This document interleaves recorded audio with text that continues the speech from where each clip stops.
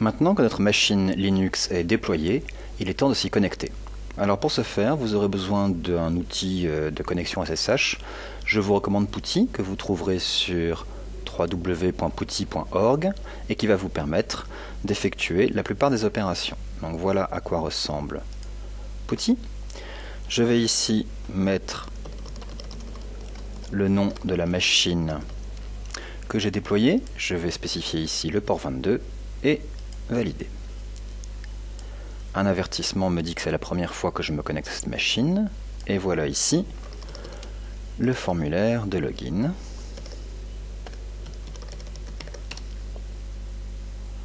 Et nous voilà maintenant connectés. Nous allons procéder à l'installation de différents composants qui vont nous donner accès à une installation rapide des principaux composants LAMP. Donc, allons-y.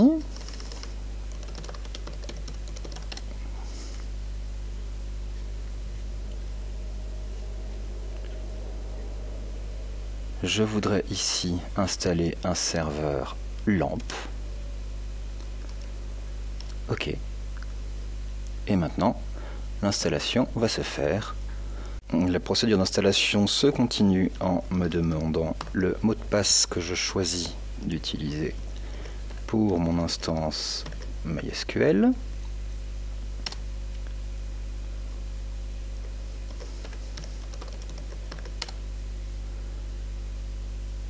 Et la procédure d'installation se poursuit.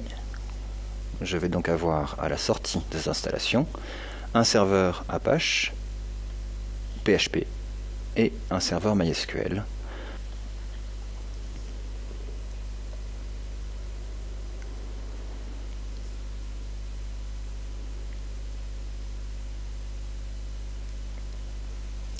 L'installation est maintenant terminée. Il me reste deux tâches à faire. La première, c'est d'indiquer dans mon installation Azure que je désire donner une ouverture sur le port 80 pour que les requêtes qui viennent du monde extérieur puissent arriver jusqu'à mon serveur Apache.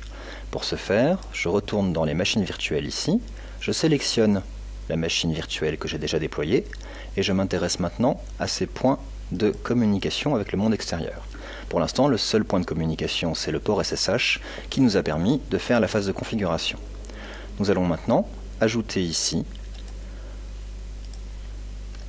une règle permettant de faire passer le port 80 en TCP du monde extérieur à l'intérieur du data center, et c'est comme ça que vos clients pourront être mis en relation avec le serveur Apache que nous avons déployé.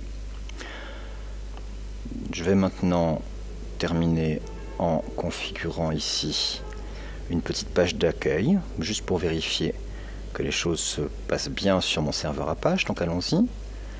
Je vais me connecter à la racine de mon serveur Apache. Vous voyez ici qu'il y a une page index. Je vais également faire une petite page index.php pour contrôler que tout fonctionne bien, dans laquelle nous n'allons rien faire de très compliqué, simplement un echo php info. Voilà.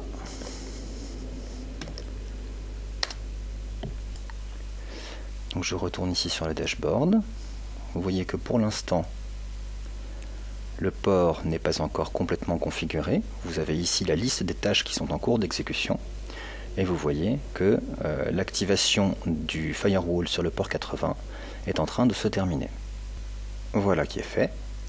Et je peux maintenant accéder à mon serveur sur la page index.php.